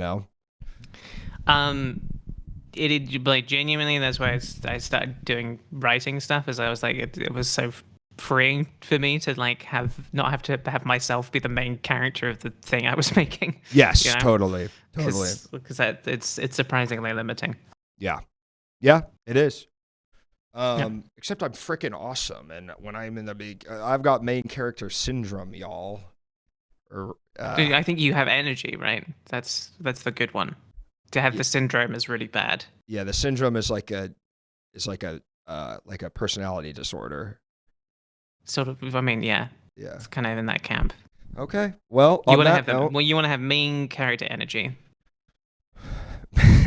Get syndrome energy, damn, bro. I've got like the Incredibles, man. I want to watch the Incredibles. I'll tell you what, Charlotte, now, and then we'll take a call. This is not related to anything. Shit, my ass watched Inside Out 2 yesterday with Katie. I damn near loved it. I was like, God. Is it still in the cinema? No, I have it. I'm on the Ferrar Plex server, and I'll tell you what, I was loving that. I was loving that. I really enjoyed the hell out of it. Truly. I watched Elemental just recently, and I really didn't think. I thought the vibe of Pixar is that they have fallen off, which is a shame because I've loved a lot of Pixar stuff, and I really thought I wasn't gonna like Elemental. Something about just the character design, and I was like, it is this like, I think what's the red panda one, Turning Red. Turning Red. Yeah. That was I watched that one. I was like, this is nice because it feels like they're doing something different and more specific. Yeah. And then they've sort of like said, like, Pete Docter at Pixar has been like, we don't want to do stuff like that anymore because it's not as like doesn't bring us as much money. And I'm like, that sucks, dude, because that was like because your stick is actually kind of like what if the elements lived in a big city? Like the concept of that is getting old. The Yes. surprising thing about Elemental is it's like actually a really touching story about like immigrants, and I was Totally. like, this is actually it like made me cry. It was actually really, really good. No, But, I agree. But I also definitely agree that it does explaining what Elemental is about sounds like somebody making fun of what they think Pixar movies are about. Yes. Yeah. I think Coco as well got away from that a little bit while still being kind of I like love pretty Coco. straightforward Pixar stuff. I like Coco a lot, but God. yeah. Coco was busted. I was surprised how much I liked Inside Out too. I was like, shit, man, it really hit. It really, really hit Inside Out too. In a way that I think I liked it more than Inside Out 1. I was like kind of surprised. Adult man, if you can't cry as an adult in a Pixar movie, just get out of the water. I mean, if you can't cry at a Pixar movie, I'm worried about you. Yeah. I'm concerned. Yeah. Pixar is too obsessed with making millennials cry. Well, maybe we're both the sort of walking. I mean, they're good at it, and I love crying. Yeah. I love a good cry. I can't do it that often, but Pixar can get me going. That's right. When the kid had anxiety. Can't get Charlotte's story about the writing of Inside Out. Can't get Charlotte's story about the writing of Inside Out 1 out of my head, though, every time it either comes up. What's your story Did about? I hear this one? No. I met Pete Docter at like a Disney event. Mm-hmm. They did like a screening of Inside Out, so I saw it like a bit early, and then he did a Q&A afterwards. And I went up to him after the Q&A and just asked him a question, just like because I was like, I don't think this is for the Q&A, but I want to know the answer because there's a bit in Inside Out 1 where because Joy and Sanders are trying the whole movie to see if they can get back to like the hub, right? That's like they're just trying to find ways to do it. They try like 2 different ways and they just can't make it. And the method for success is ultimately that they make like 1,000 clones of Riley's imaginary boyfriend and sort of like ride them like a tower and then like a bridge, and that's how they make it. And I asked Pete Docter, like, how did you come up with that idea? Because I was like, that's so out of the box. And he said that we ran out of ideas.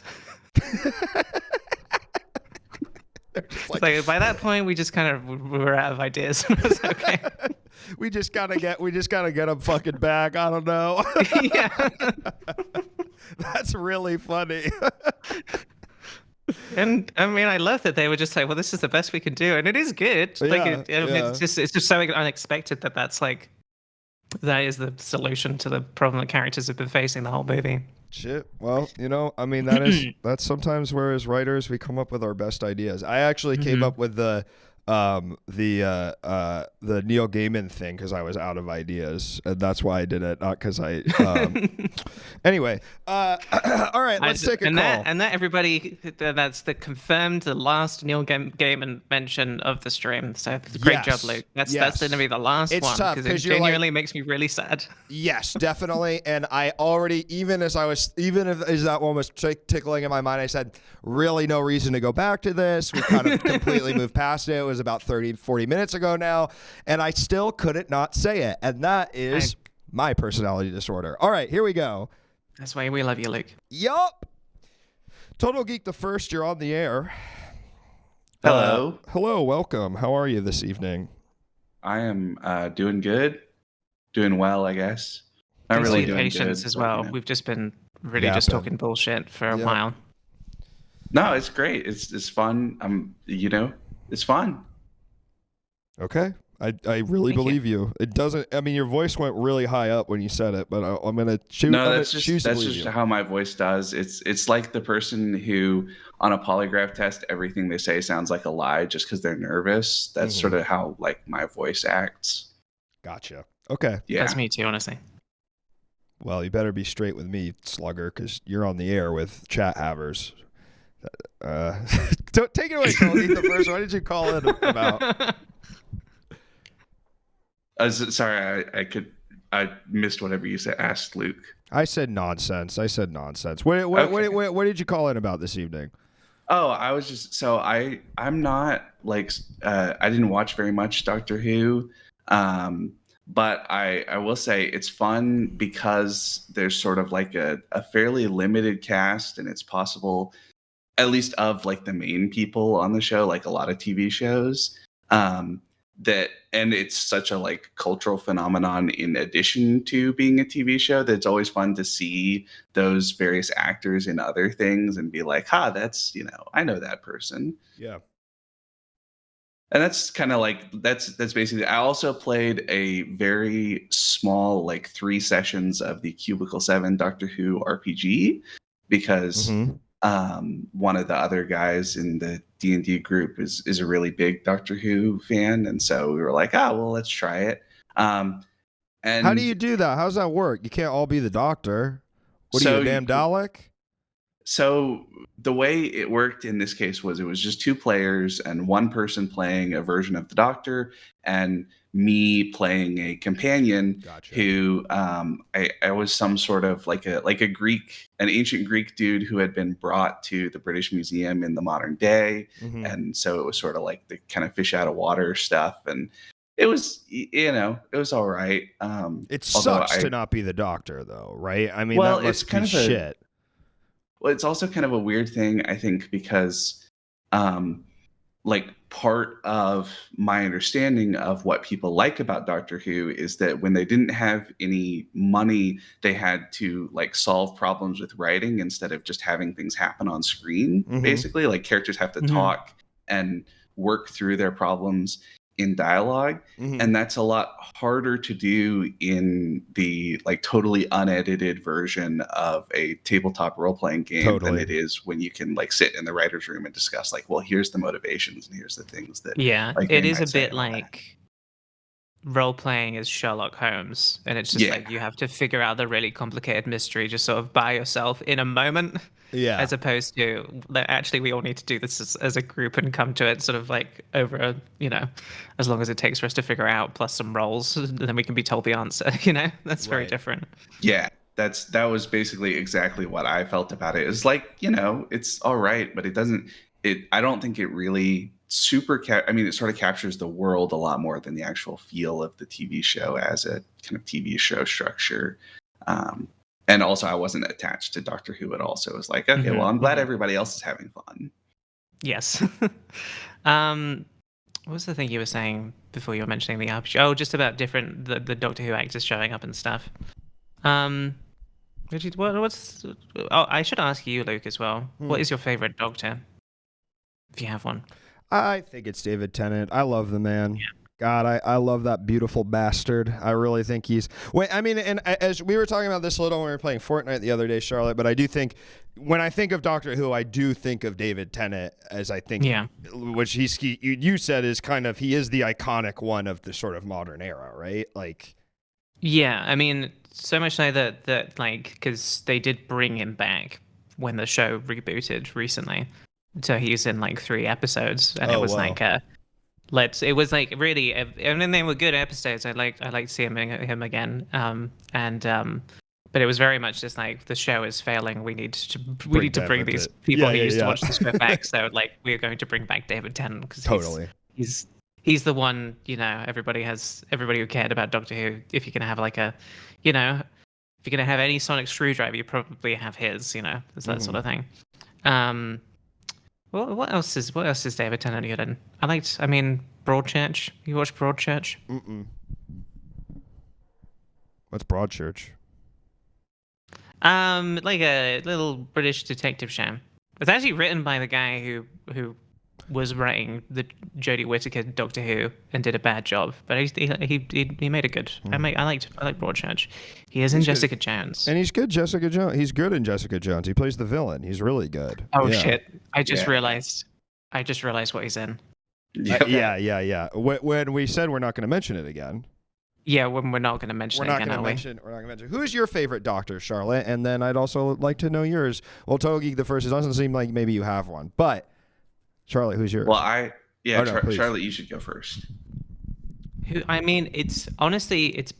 So I tried to do a big Doctor Who rewatch recently, and I couldn't make it through all of Matt Smith's era. Mm-hmm. And I was like, I really want to watch the whole thing in one go, and I didn't want to skip stuff, but I was really not enjoying some of the like later Matt Smith era stuff. But I do really remember liking Peter Capaldi like a lot. He's cool. I like him. I think, I mean, he's a great actor. And Yes. he seems like a really cool guy. Yeah.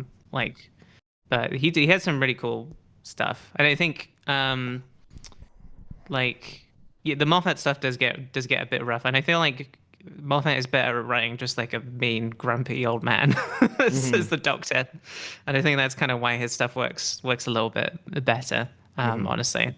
But it's been a while. I mean, I really like Ncuti Gatwa, who's the current Doctor. He's really good as well. Cool. I think if I'm gonna have like I feel like I always have like a current favorite game and like my nostalgic favorite game, and I feel like David Tennant's always gonna be my like nostalgic favorite.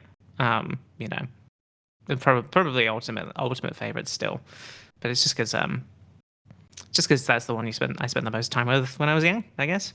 Yeah. Cool. And caller Total Geek the First. Do you have a favorite Doctor? Doctor Who. I don't know about like as a doctor a favorite. Although like when I was in high school and there were people who were really into Doctor Who, they were definitely really into David Tennant.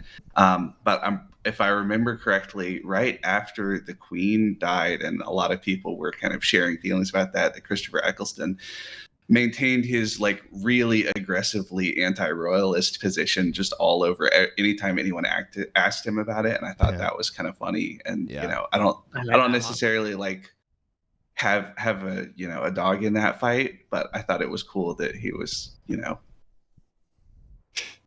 Oh, when everybody else was like, well, we were really mean and we can be nice to her because she's gone now, and him to not take that at all was fuck like, this old bag. Yeah. Hey, I'm anti-royalist. That's why I put the mummy thing in the segment. You know what I mean? Yeah. Oh yeah, Luke. Oh Sorry. Yeah. My fun fact is that I had the opportunity to meet the Queen once, and I turned it down. That's pretty much. She came to visit YouTube, and her whole thing was she was gonna post her first YouTube video. Right. So they set up like the upload page for the Queen, so she could come and like click upload, and they turned it into like a event. And I was like, I was gonna meet internet friends, and I was like, I don't need to do that. I already just thought this is probably gonna be my only chance, but I genuinely don't care enough. So, You really didn't want to meet the Queen? No. Yeah. Charlotte, did you look over at like a bookshelf and see a biography of Oliver Cromwell and think, I gotta stick with my guns on this one? I wish I had guns, but I was just genuinely, I didn't care. It wasn't like I was like, am I anti-royal? I didn't feel like I knew enough about them at the time to really have a strong opinion. I was just like, I got better things to do than meet the Queen. Well, that's also true. Like in the era of the internet, everyone has learned so much about everything that you're just even like a little bit exposed to when it's in the discourse. Yeah. And it's hard to remember in some ways that there was a period where like people didn't just like get 40 tweets in a row in the course of 5 minutes and be like, oh, I know everything about minor issue that has taken the world by storm for a little bit. Well, that's true. I would, Cranton. I would, if she was a mummy in the museum, I would go see that. And she came to life, and it was a night of the museum, and all the characters from that great thing were there. They could call that the only ethically sourced mummy in the British Museum. Yep, that's right. Yeah. They should make They should. I don't know what I was going to say. Well, Total Geek the First, thank you so much for calling in. Thank you for offering your thoughts on Doctor Who. Have a wonderful rest of your night. Yeah, you too. All right, let's get Jake in here. Huh? Yes, Charlotte. Please? I said bye-bye. Oh. That's all. I thought you said, can I? Can I? Can I sing my Coming in the Air song again? Like, can I? Yeah, let's get it clean this time, and then I'll do a backing track of like... I went to the British Museum when I was in England, and I'll tell you what, Charlotte, They really got their little fingers in every little pot pie of culture in the world, didn't they? I mean, they really got a lot did. of fucking shit there. You go, you know it was Mhm. bad, but you go to the British Museum and you're like, damn, Yeah. they bloody got hell. a lot of stuff. Oh Mhm, my mhm. god, yeah. Yeah, I like this Natural History Museum. And That's I That's when I go to. I like Shakespeare, and I think it was one guy. Well, I suppose I don't know. I think it was one guy, but I think there's a good chance he was Irish. What British people don't want you to know. Okay, here we go. One more call. Talk to a who on that thing. That's good. Thank you, CN Monoxide. Welcome back, 7 month. Doc to a who on that thing. All right. Now that's hello. gonna get me to watch the video. Now you want to watch the video because it's for those Who fans. Hello, Jake. Jake, what's up, brother? Welcome to the show. What are you calling about? Hi, Charlotte. Hi, Luke. Hello, hi Jake. It was for sure one guy. I just want to make that clear. What? Wait, what? Shakespeare was one guy. Yeah, he was one guy. That was. 'Cause there's a lot of theories, and I just want to say sorry, not to come in, but as a student of history, Yes. most historians, 99% of historians agree that Yeah. Shakespeare was a All real right. guy. Yep. Sorry, we're on the same page. I just want to. No, I not agree. to- You and my late father would have gotten along well, Jake. He he had a what's a critch in his craw? I don't know what that phrase is. He really hated when people were like it was more than one guy. Because you know what? People don't want to believe that some guy can be that talented. Well, they can actually. And any human being can be that talented if they grind. God, I would love to see the Shakespeare writing room though. That would be that's maybe a fun sketch. What else? Yeah, that would be good. We'd like to see that Yeah, on. I didn't mean to come in and be like, "Oh, Charlotte, you're wrong for not thinking that." Like, it's totally fine to just say you don't know. I just, legitimately just said I don't know because Yeah. I didn't. Yeah, That's my totally default. fair. It does drive me crazy as an annoying guy when people who earnestly believe that. Oh yeah, it was this other guy. It was a much richer guy that did it, clearly, or whatever. Mhm. It is sort of like what they're doing to drill when they think people keep thinking drill sold his account. You know, I mean, is drill not our modern day Shakespeare? Y'all, I got a medium piece coming tomorrow that's gonna blow your fucking mind. If you subscribe on Substack right now for really cheap, I will let you see it early tonight. But Jake, why did you call in? Well, I wanted to talk Doctor Who.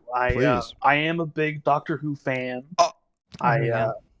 I got into it in high school, and I've never watched any of the old stuff like you, Charlotte. I just have like zero interest in it.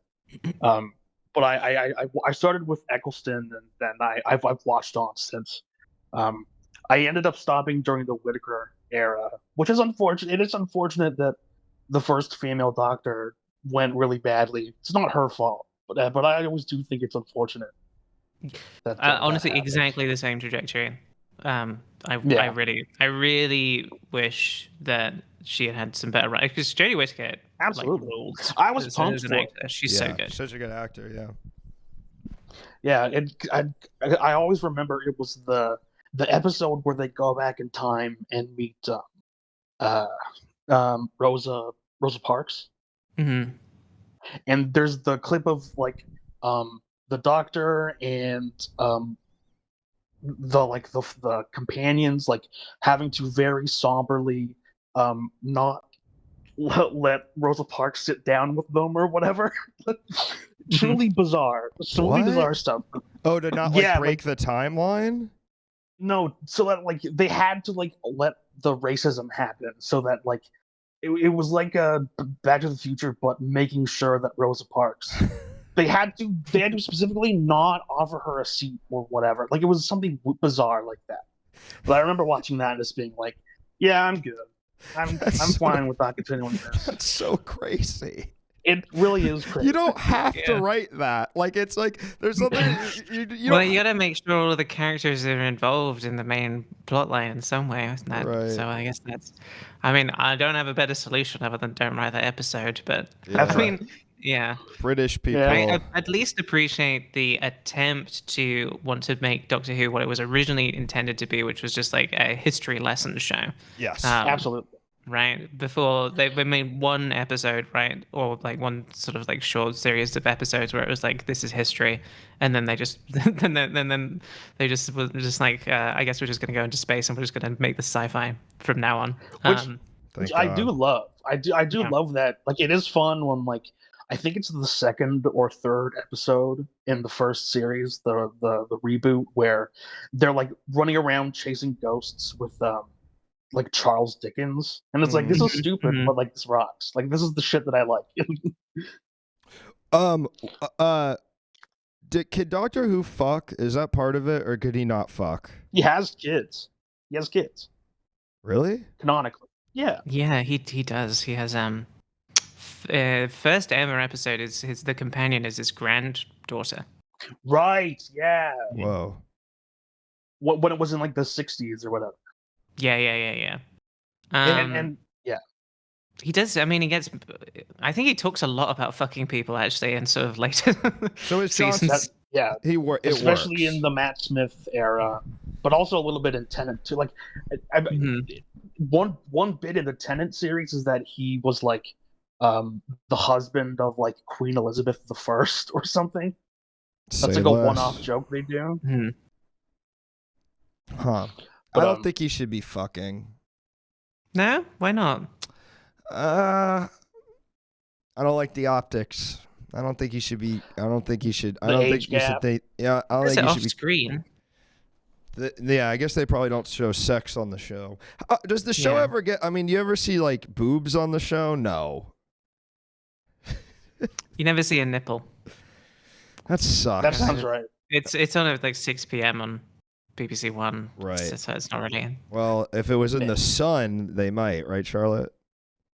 Yeah, if it was Yeah, if yeah, Doctor page Who was on three. page 3 of the Sun, yes, you would see Yeah. some. You would see some breasts. Yeah, you'd see That's some true. breasts. You'd That's see right. some breasts. Well, Jake, thank you for your call. We're out of time for this evening, so I'll Sure. let you go, and I'll wrap up with Charlotte after another great episode of Chat Havers. Thank you for calling in, Thanks. Charlotte. Here we are. It's already the end of the episode. Can you believe that? Mhm. I mean that. I mean, hardly. Now it's time for so long. But we'll mention that author one more time. Just kidding, we won't, Charlotte. Well, I mean, I can't believe he like naturally came up in the conversation again. I was like, God damn it. Charlotte, it was such a joy to have you. Truly, it was just so fun. Do you have anything that you would like to plug? You know, it's just the old Twitch these Yep. days. That's the one. And you know what? I'm a moderator of this channel, so I'm simply gonna give myself a shout Woo! out. Come on, I'm just gonna do it. Come on. So that's doing me. the work. I'll be back streaming next week. I think what am I gonna do? We're just gonna play some Fortnite. I made up like a whole like e-girl like OBS scene, and I have these like little Gamer Girl Wow. headphones. So we're gonna go full Gamer Girl mode for one stream, and I'm probably gonna play some Fields of Mystery, which I know you've just gotten into. I'm so as well. fucking into that. And I also just want to point out, Friend of Crabs, thank you for the $20. That's so kind of you, just out of the blue. What a nice thing. What a nice thing that is to just receive that. Fields of Mysteria is fucking awesome. It's because we were talking about this a bit, but it's like I've played so many Stardew clones trying to recapture the Stardew feeling, and it's the first one where I'm like, yeah, this is it. It's just better Stardew. has Like, it. yeah, It has they the did it. juice. Yeah, They did for it. Sure. Well, if you need a duos partner on Fortnite at all next week, you know I'm around. I'm fully back addicted to Fortnite. yeah. God damn. Or the battle pass. I mean, for the stream, I gotta do my solos. I gotta talk to my people. Yeah. But I gotcha. I'll be around the week to play I mean, off we stream. can, God, we can still goddamn play any time. I'm just happy to play. That's right. Luke, are you getting any of the X-Men skins? No, I don't. I like X-Men, but I don't care about X-Men that much, so I won't. And I got War Machine, which is what I want. All right. Well, we're gonna raid Bakun. Thank you, Charlotte, for being here, and have a wonderful rest of Do you your feel night, like you got a everybody. YouTube short out of this at least? Oh yeah. Oh Okay. yeah. All right. Oh yeah. We got it. Okay. Yeah. We're good. We got a Happy couple. to help. Yeah. We You got got a a couple? YouTube short. Yeah. All right. Yeah. Did that work? Wait.